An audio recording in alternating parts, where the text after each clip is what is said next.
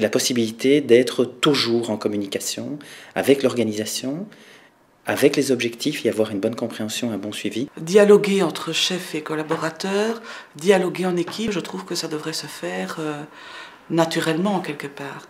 Oui, je l'ai préparé, je l'ai écrit et j'ai pu le dire. Si tu as des choses à dire, tu dois aussi le dire dans ces cercles de développement. Oh, j'en ai marre, c'est de trop, des choses comme ça. Et tout ça, ça a été défini en équipe et à travers les cercles de développement, ça a permis quand même de mettre les choses en place de manière plus facile, je vais dire. Quelle est la petite pierre que nous, on met dans l'édifice? Donc, je trouve que c'est vraiment le chaînon qui manquait jusqu'à présent entre ce qu'on faisait au niveau individuel et ce qui se passe au niveau de l'organisation. Ça permet à une équipe d'avoir, je dirais, une vue très transversale. Ça rapproche, effectivement, ça rapproche. D'entrée de jeu, de clarifier les objectifs opérationnels de la fonction, mais aussi de m'inscrire dans l'évolution de cette fonction-ci et des attentes de mon supérieur par rapport à moi. C'est aussi un moment pour établir des plans de travail ou changer des petits trucs, ou enfin, mettre le point, quoi. Ah, tiens, tel objectif.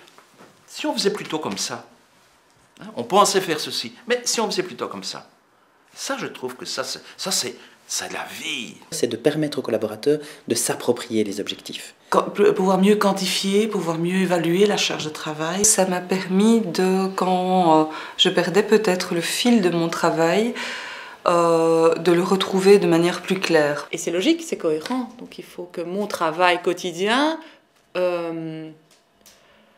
fasse en sorte de remplir les objectifs de mon équipe, qui elle-même remplisse les objectifs du SPF. Et voilà, et la boucle est bouclée. C'est aussi là que l'individu voit ce qu'on attend de lui. Donc, quelles compétences il peut développer. Une fois qu'on a débattu des objectifs, il y a toute une série de besoins en ce qui concerne le développement. Donc des compétences à acquérir, et donc éventuellement par l'expérience ou par la formation. Et dans ce cadre-là, on peut les formaliser. Maintenant, j'aurais plutôt envie d'être mise dans un parcours de développement en termes de formation, de développement de compétences et aussi d'évaluation. Ça a permis d'évoluer dans mon travail, de pouvoir, on m'a confié des responsabilités.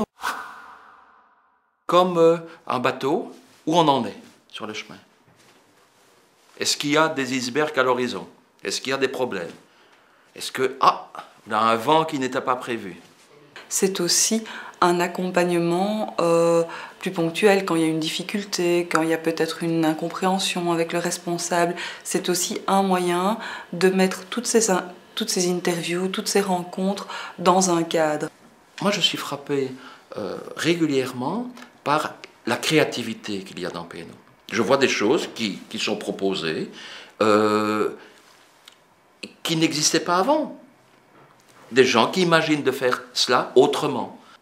Ça veut dire que avec ça, tu es reparti pour quelque chose de meilleur.